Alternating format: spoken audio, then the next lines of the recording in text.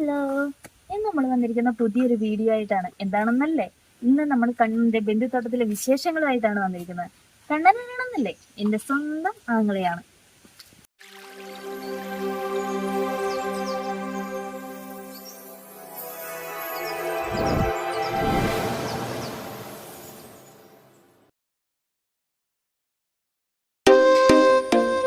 അപ്പോൾ ഇതാണ് നമ്മുടെ ബന്ദിത്തോട്ടം. ദേ അവിടെ അമ്മയും കണ്ണനൊക്കെ നിൽപ്പുണ്ട്. അവർ ബന്ദിക്ക് വേണ്ടിയിട്ടുള്ള വളയിട്ട് കൊടുക്കാനുള്ള തയ്യാറെടുപ്പിലാണ്.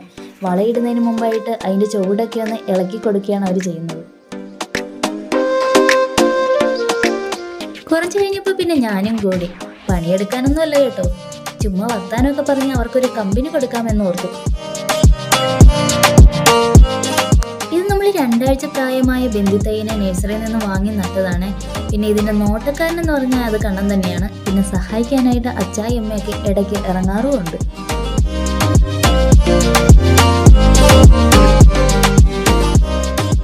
ബന്ദി വെച്ചതിൽ പിന്നെ കണ്ണൻ ഇതിൻ്റെ പുറകെയൊക്കെ തന്നെയാണ്.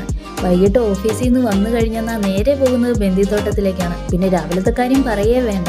എറണാകുളം വരെയും പുള്ളിക്ക് പോകേണ്ടത് കാരണം പുള്ളി അതിരാവിലെ എണീറ്റ് ഈ ബന്ദിത്തോട്ടത്തിൽ വന്നിട്ട് അതൊക്കെ കഴിഞ്ഞിട്ടേ പുള്ളി ഓഫീസിൽ പോവുകയുള്ളൂ.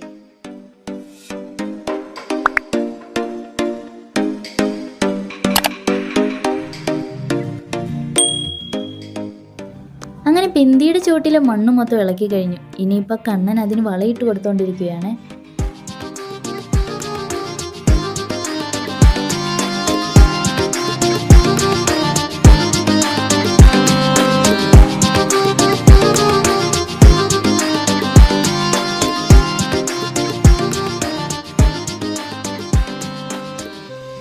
ഇനി വളയിട്ട് അത്രയും ഭാഗത്ത് അമ്മ മണ്ണ് വെട്ടിയിട്ട് മൂടിയിടാൻ തുടങ്ങിയിട്ടുണ്ട് കേട്ടോ.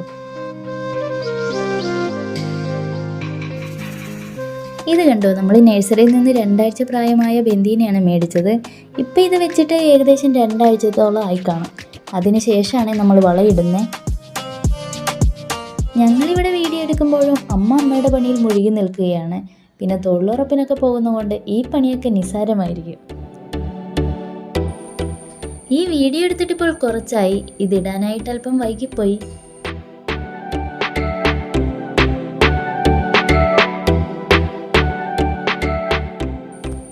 ഇതിൻ്റെ ഇപ്പോഴുള്ള വിശേഷങ്ങൾ നിങ്ങൾക്ക് അറിയണ്ടേ? അതിൻ്റെ വീഡിയോയുമായി ഉടൻ തന്നെ ഞങ്ങൾ എത്തുന്നതായിരിക്കും കേട്ടോ.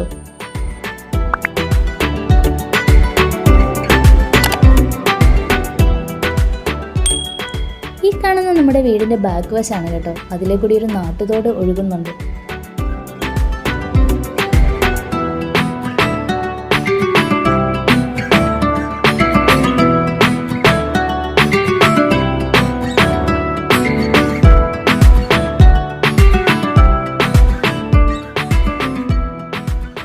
ഈ കാണുന്ന നമ്മുടെ സ്വന്തം വള്ളാട്ടോ.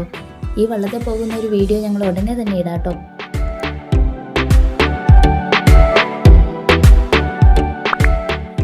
അപ്പോൾ ഇത്രയുള്ള നമ്മുടെ ഇന്നത്തെ വീഡിയോ. ഇഷ്ടമായെങ്കിൽ ലൈക്ക് ചെയ്യാനും കമൻറ്റ് ചെയ്യാനും മറക്കല്ലേ.